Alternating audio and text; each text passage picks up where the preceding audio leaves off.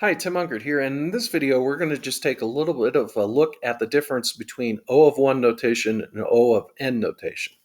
Okay, so O of 1 is like a constant notation, and we're going to look at this in JavaScript. Okay, so I'm going to just create a numbers array, and let's set that equal to 1, 2, 3, 4, 5.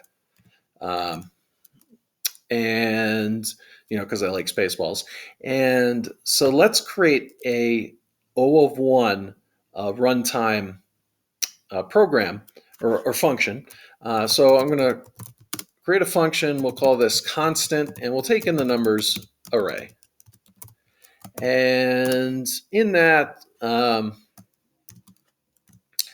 we're going to let some variable called output. That's going to equal any real number you want. Let's do 55,665 times 6655 times, I don't know, 1, 2, 3, 4, 5. And then we're going to return the output. Okay, so this one we're doing one calculation. It's O of 1 function. Okay, it's a constant. Basically, we're doing a constant. We're doing a constant calculation, and that's the highest calculation. So if I were to put a for loop in it and run a for loop, then it would become an O of n, because even though we still have that constant calculation, for the O of 1, we take the one that's going to take the longest runtime when you run the program a large number of times. The way to think of this concept is like limits with calculus. So as x approaches infinity, what is the function doing? When you look at it from a calculus perspective, you'll see, like, if you're, say, trying to find the limit of a function, and the function is x to the fourth over x cubed, the limit becomes actually infinity, because the numerator, x to the fourth, let me write this out. So we have x to the fourth over, say, x cubed.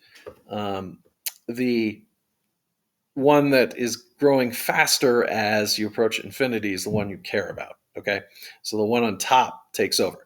But likewise, if on the bottom we had, say, x to the fifth, then the limit of that function would be 0, right? As x approaches infinity. So it's kind of the same thing with functions in programming. As you're going to do more and more calculations with the program, you're going to be more concerned with the part of the function or the part of the program that takes longer to run. That's going to outpower the other one. Even though I could go up here and add more numbers here to this, just add a bunch of numbers in front of here, and it's going to make a little bit harder multiplication, but it's still that constant one calculation. So that's an O of 1. So if we want to go to O of n, well, we can do a function. Let's call this linear, and we could take in the numbers array again. And this time we're going to loop through them. So I'm going to say let I equal 0. I is less than the numbers array dot length, and then we increment I up. So we're going to go through each part of that array, and then let's say in that case that we, in this case, console log the numbers array at the position I.